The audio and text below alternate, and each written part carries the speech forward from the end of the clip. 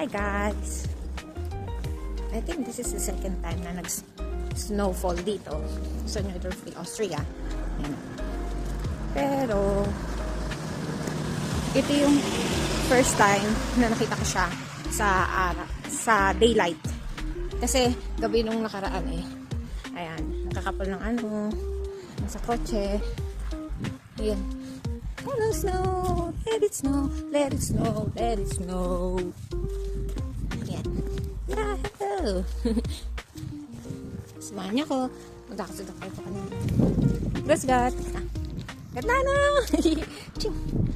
So, ayun.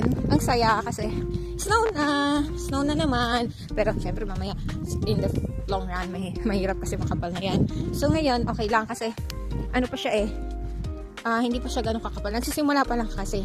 Start pa lang. So, sooner or later, mas kakapal na siya. Tsaka, ma-maintain niya na yung kapal ng snow sa sahig. Ngayon kasi, ay sa kalsada. Ngayon kasi, ayan, maano pa siya. Wet lang siya. Pero yung mga bubong, ayan, yan. Katulad niya sa sakyan, yung mga bubong.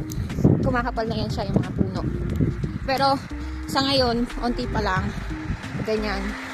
Snowfall pa lang. Pero makapal na yung snow niya. Yung snow niya makapal na siya, malaki na siya kasi kaninang umaga maliit pa to baby. Ngayon ang laki niya na ang lalaki niya na, kaya na obvious na siya, kita na siya sa video, ganyan. Kasi kapag pinipicturean mo siya, hindi masyado siya kita. Hello, again. Ganyan. So ang cute, ang ganda kasi puti na naman, pero sobrang lamig.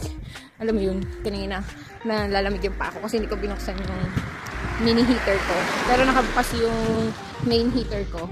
May oras lang. Pero ngayon, ang lamig-lamig. So, yan. Start na siya. Ang saya-saya. Yan.